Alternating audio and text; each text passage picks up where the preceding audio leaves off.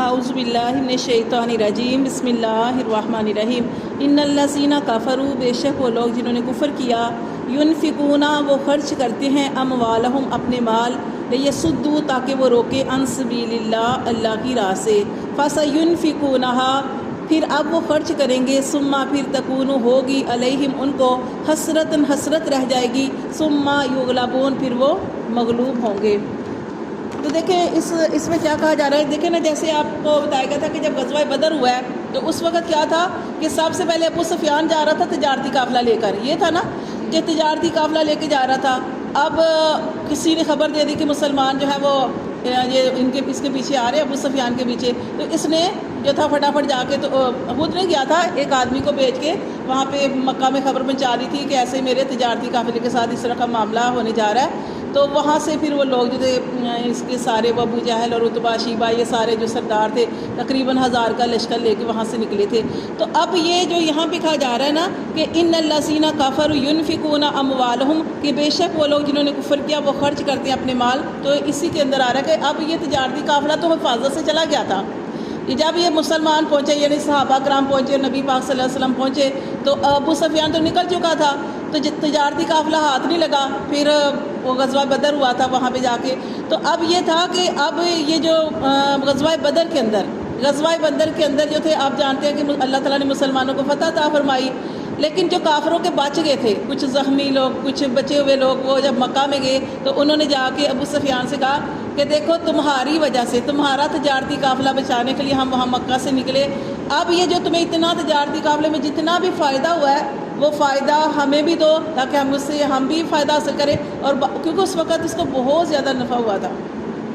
ابو سفیان کو بہت زیادہ تجارتی قافلے کا بہت زیادہ فائدہ ہوا تھا، جب اس نے سامان وغیرہ فروخت کیا اس کو بہت نفع ہوا۔ تو یہ جو کافر تھے انہوں نے کہا تھا ابو سفیان سے کہ تمہاری وجہ سے یہ غزوہ پیش آیا ہے، تمہاری وجہ سے لڑائی ہوئی ہے، جنگ ہوئی ہے، اب یہ جو تمہیں اتنا نفع ہوا ہے وہ ہمارے اوپر بھی خرچ کرو، ایک تو ہم دوبارہ سیٹل ہو جائیں، دوسرا یہ کہ جو باقی رقم ہے وہ ایک جگہ پہ رکھ دی جائے اور آئندہ مسلمانوں کے خلاف استعمال کی جائے۔ تو مسلمانوں کے خلاف کیسے استعمال کرتے تھے کہ آگے جب پھر غزوہ احد ہوا تو غزوہ احد میں کیا ہوا، غزوہ احد میں انہوں نے یہی اتنی زیادہ رقم جو تھی جو ابو سفیان کے قافلے سے جو ان کو نفع کی صورت میں ملی تھی انہوں نے اس کے اوپر خرچ کی، لیکن پھر بھی ان کو فتح نہیں ملی۔ یہ دیکھیں یہاں بھی یہی کہا جا رہا ہے کہ ان الذین کفروا بے شک وہ لوگ جنہوں نے کفر کیا ینفقون اموالہم اپنے مال خرچ کرتے ہیں، انہوں نے غزوہ احد میں بڑھ چڑھ کے وہ سارا مال خرچ کیا لیصدوا عن سبیل اللہ تاکہ اللہ کی راہ سے روکے، فسینفقونہا اب تو اپنا مال خرچ کرتے ہیں، ثم تکون علیہم حسرۃ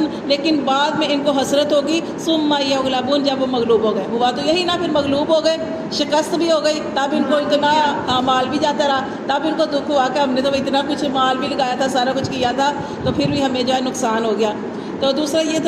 تھا کہ یہ جو غزوہ بدر میں اس تعداد کا صحابہ کرام نے کیسا اندازہ لگایا کہ جو کافروں کی تعداد جو ہے وہ 1000 ہے، وہ کیسے انہوں نے اندازہ لگایا کہ یہ کتنے لوگ تھے کہ ہر ان کے لیے 10 اونٹ ذبح ہوتے تھے، 10 اونٹ، تو اس سے انہوں نے اندازہ لگایا کہ 100 جو ہے 100 لوگ ایک اونٹ کھاتے ہیں تو یہ 1000 کی تعداد ہے، جس کی وجہ سے ان کے ہر یہ بھی دیکھیں نا۔ اور یہ غزوہ بدر میں یہ کس نے اپنے ذمے لیا تھا، 12 سردار تھے کافروں کے، 12 بڑے بڑے سردار، انہوں نے ان کا خرچہ ذمے لیا تھا کہ ہم اس کا خرچہ کریں گے، بس تم نے ڈٹ کے لڑائی کرنی ہے۔ اور دیکھیں مال بھی تھا، سامان بھی تھا، اور غزوہ بدر میں 10 اونٹ جو تھے وہ ذبح ہوتے تھے ان کے کھانے کے لیے، کافروں کے لیے، ناچ گانا بھی تھا اور یہ ساری چیزیں اس طرح کی تھی، لیکن اللہ نے فتح مسلمانوں کو عطا فرمائی۔ تو اس سے یہ پتہ چلتا ہے کہ کسی وقت انسان کے پاس مال بھی ہوتا ہے، سارا کچھ ہوتا ہے، لیکن ان کا توکل جب اللہ کی ذات پہ نہیں ہے، جب انسان مسلمان نہیں ہے، توکل نہیں ہے، جیسے قرآن میں اللہ تعالیٰ نے ایک جگہ پہ ارشاد فرمایا کہ کافر لوگ ہیں وہ اللہ پہ یقین نہیں رکھتے، اور مسلمانوں تم تو اللہ پہ یقین رکھتے ہو نا،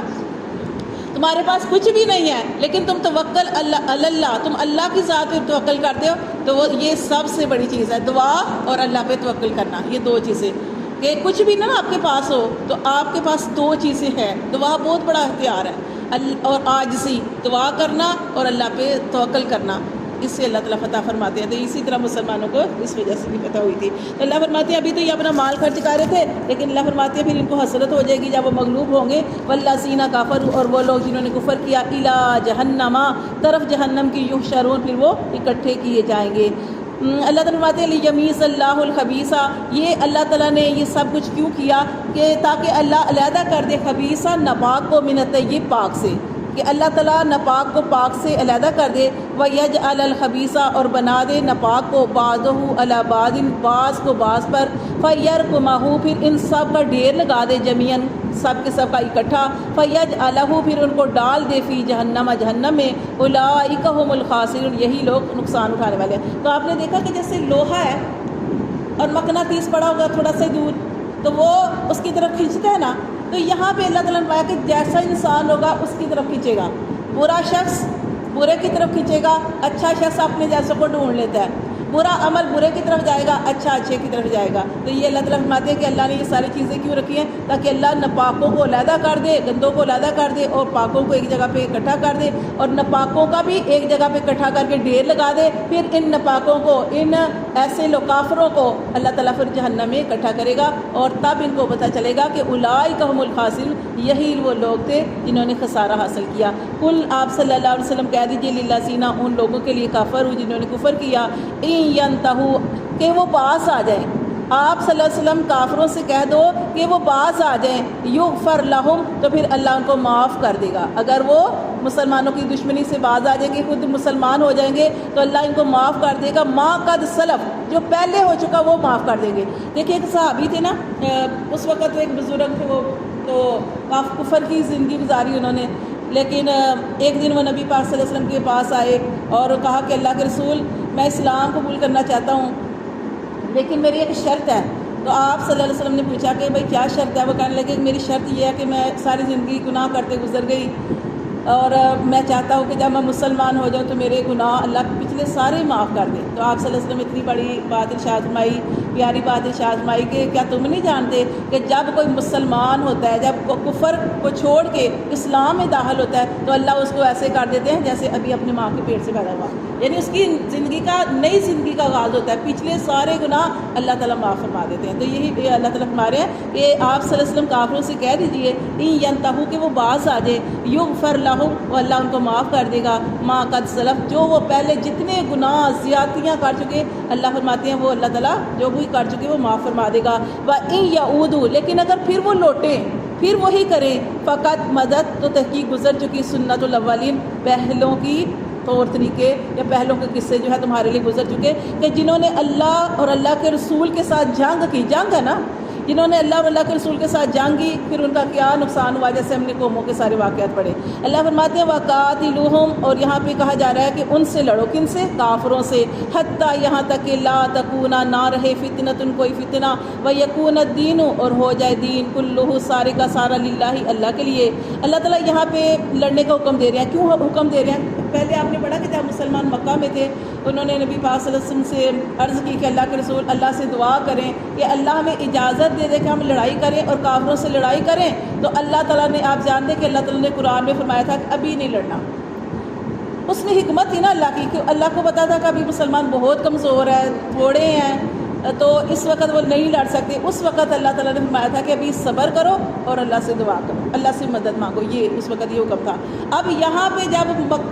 فتح مکہ ہو چکا، جب سارا کچھ ہو چکا، جب دین جو تھا وہ کافی پھیل چکا، تب اللہ نے حکم دیا تھا کہ وَقَاتِلُوهُمْ اب ان سے لڑو، اب ان سے لڑو۔ اس وقت جیسے ایک جگہ پہ ہم نے پڑھا تھا پھر ان کے لیے لڑنا مشکل ہو گیا تھا، وہ کہنے لگی کیونکہ وہ مدینہ میں آ گئے تھے، امن و سکون سے مسلمان رہ رہے تھے، اس وقت وہ جو تھے اس طریقے سے وہ لڑنا نہیں چاہتے تھے، لیکن اللہ نے حکم دیا وَقَاتِلُوهُمْ کافروں سے لڑو، حتیٰ یہاں تک کہ لا تکونا نہ رہے فتنۃ کوئی فتنہ، وَيَكُونَ الدِّينُ اور ہو جائے دین کلہ للہ سارے کا سارا اللہ کے لیے۔ کہ اگر آپ لڑے ہیں نا تو پھر اتنا جم کے لڑنا ہے، اتنی زبردست لڑائی کرنی ہے دین کے لیے، اسلام کے لیے، کہ جو ہے حق جو ہے وہ حق ہو جائے، غالب آ جائے، اور جو باطل ہے وہ جو ہے باطل ہو جائے۔ اللہ فرماتے ہیں فَإِنِ انْتَهَوْا پھر اگر وہ باز آ جائے، فَإِنَّ اللَّهَ تو بے شک اللہ بِمَا يَعْمَلُونَ کہ جو بھی وہ اعمال کرتے ہیں بصیر، اللہ ان کے اعمال کو دیکھ رہا ہے۔ وَإِن تَوَلَّوْا اگر وہ منہ پھیریں، فَاعْلَمُوا اور تو خوب جان لو، أَنَّ اللَّهَ بے شک اللہ مولاکم اللہ تمہارا مولا ہے، نعم المولا کیا ہی اچھا وہ مولا ہے، وَنِعْمَ النَّصِيرُ اور کیا ہی وہ اچھا مددگار ہے۔ صدق